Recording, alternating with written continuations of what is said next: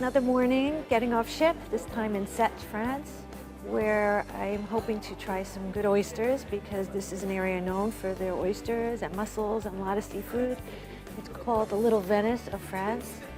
And our guide has some things lined up, a good restaurant, hoping to get some very local seafood. So it'll be a nice foodie day in Sète.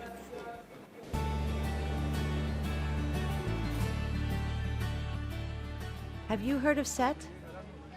I have to tell you that I had not. But here I am on another gorgeous day in the Mediterranean in this port city in the Languedoc-Roussillon region. And although it's the second biggest port in France after Marseille, there's so much charm here. In fact, there are so many canals, bridges, and pretty pastel-colored houses that some people refer to it as the Venice of the Languedoc. For food, it's most known for fantastic seafood. Some say the best in France. I can't wait to try some. The town is built around the Mount St. Clair between the Mediterranean Sea and a saltwater lake that supplies loads and loads of oysters and mussels. Well, I love both of those, so I'm really looking forward to my day with Sophie. Plus, this is a region with some really good wine. To get my appetite going, Sophie takes me to the town's central market full of incredible looking cheeses, produce, and of course, seafood. I get my first taste of some local mussels at one of the stalls. Mussels. I like spicy. Spicy's good. Spicy mussels. Okay. With garlic. We'll have a fantastic Sure. breath after that. Et les lucs, c'est... Merci. Merci, super. Wow. These are quite soft and not too strong. Oh my God. That is a... You better eat some because we're going to both stink together. It's delicious though. It's amazing how little these mussels are, and these are very low. These come from here, from the waters here. That's it. Oh, sorry, I'm eating them all up. Oh, good. Ooh, they sure like garlic. Something sweet would be nice. Well, look here, a patisserie. Perfect. Brown Sugar's actually known for its incredible pastries the chef makes right in front of you. I'll have whatever he makes. He takes layers of flaky pastry, fills them with cream, sprinkles with sugar, and then, I think this is how they get the name, he browns the sugar on top. It's as decadent as you can imagine. Wow. From salty to sweet, huh? Yeah. Des gâteaux pour Oh my God. in the street. C'est super bon. C'est bon? I don't care that this is messy. This is good. Super. I believe it's time for oysters now, and of course, the best ones have to be where the oyster farms are, by the lake. We're going to les Demoiselles du 𝗍𝗆 𝗪𝗐, a family-owned restaurant with its own oyster and mussel farm. Wow, this place is really off the beaten path. It's right on the water. The owner, Roman, is known to be quite a character, and the restaurant is very popular with the locals. Seafood is the main event here, and I'm smelling all kinds of things cooking away. I'm ready to try it all. What's this? Are you kidding me? This cook's actually cooking mussels on the beach over an open flame in this heat? There are so many mussels, he's using a shovel to stir. Oh wow, this is really something else. Listen to that sizzle. Oh boy, whatever he's put in that sauce smells incredible. Inside, Roman's wife, Olivia, bakes up some more mussels and some oysters with a cheesy breadcrumb topping. I'm sure getting that seafood fix. Bon appétit. Thank you. Merci. Thank you, merci beaucoup. Wow. That's a lot of mussels. They're Where do you nice want to start? mussels. I don't know. I smell garlic. Yeah, garlic and parsley. And we call cheese. that beurre d'escargot, snail's butter, with Okay. butter and cream, and a little bit of grated cheese as well. So I'll go for it. And what's the green? Parsley or? Parsley, yeah. I'm going to try one of those. Yeah, with the cheese. yeah. Wonderful. Mmm. Thank you, Thank Roman. you, the chef. Thank you, Romain. I'm going to try the oyster. This will be my first oyster for the day. So I'll try So it's one the of same way, yeah? mussels. They put the same thing. And Yeah, there's like a breadcrumb as well. that's it. Yeah.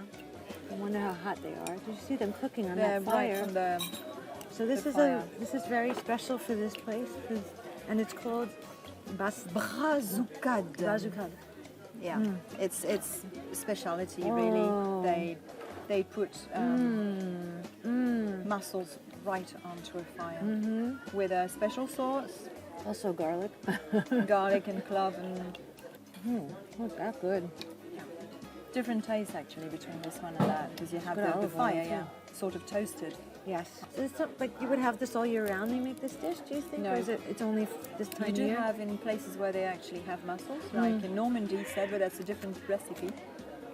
They something else. They have pine wood, so it's stronger. Oh, that they're cooking Yeah, on. they I see. put So- in it, so it gives a different like taste a to the resiny, mussel. probably Yeah, a that's resiny it. kind of quality. There's no garlic.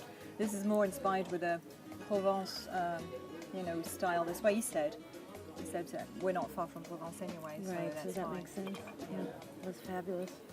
The food there's a big influence of the Mediterranean, and you get a sort of crisscross, mix of culture and food and everything. So that's why you get. Yeah. If you actually travel around the Mediterranean, you find You find a lot of not exactly the same, but sort of a. But the freshness of the seafood you got, you don't. That's it's so fantastic. great.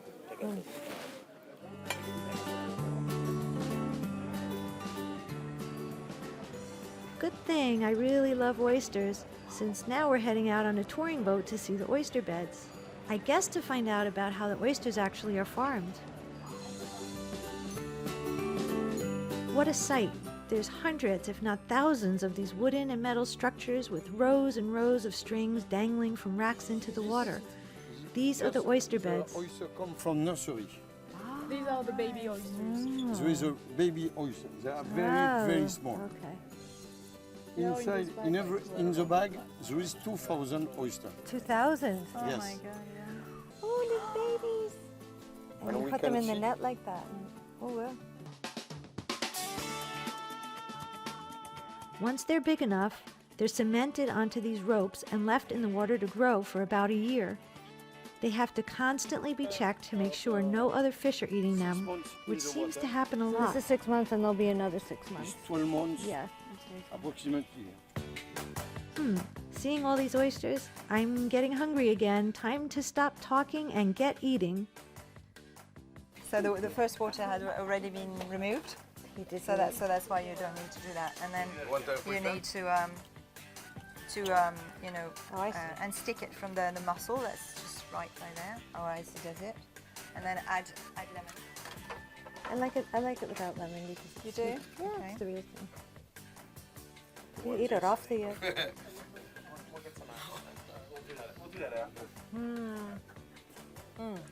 Great.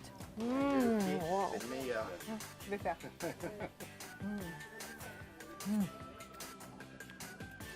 Vous arrivez à y It's so arriver. meaty. Ouais. They are. Really They are meaty. meaty, but they are not creamy because sometimes it can get No, really they're funny, brinier. but they're brilliant. They're very fleshy and very tasty as well. It does make a difference the way they do it. A nice glass of local wine with these fresh oysters and friendly, fun people. Another perfect stop. These are all mine? No, I didn't eat that many, did I? Okay.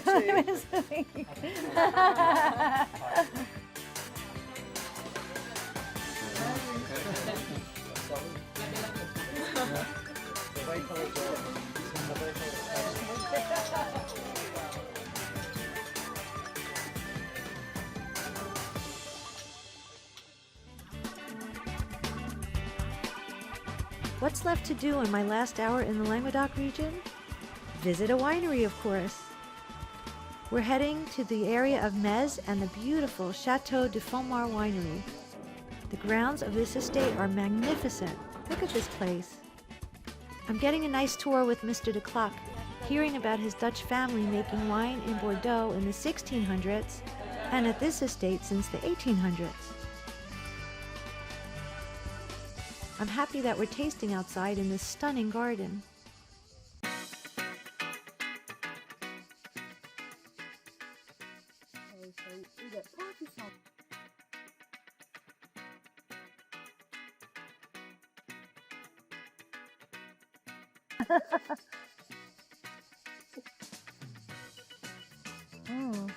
Very rich in the mouth. Yeah. Very. Yeah, good balance. Yeah. And you see the acidity is coming after the taste. It's really original. And it kind of, the acidity makes you want food with it, which is so good with the seafood down here as well. It's so perfect. Let's try an exam sample, not party sample. Okay, there.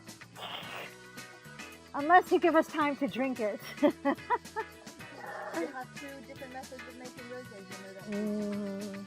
So this is one that actually comes from fresh. Directly fresh. Yeah. Okay. The nose is really fruity, and the mouth is the same. And it's all Shiraz? It's all Syrah? So only one grape variety? 100% of Shiraz. Okay. So it's now it's a cab, 100% Cabernet Sauvignon. Wow. It's a famous wine because it's really puissant, powerful wine. Huh? You didn't have to explain that. I agree. And that nose, it just like pops out of the glass at you.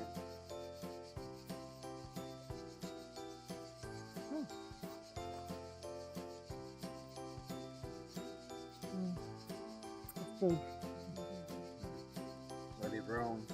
If you put in barrel, yes, it's more round in the mouth. But today my market they need. So yeah, they want something that you could drink now. They don't want to keep it for a long time. So with a good price. Yeah. Yes, keep the price good, and we'll keep on drinking. Oh, thank you. Thank you, Zita. Bye. Bye, Sophie. So the day here's done, but I have had my fill of oysters, that's for sure.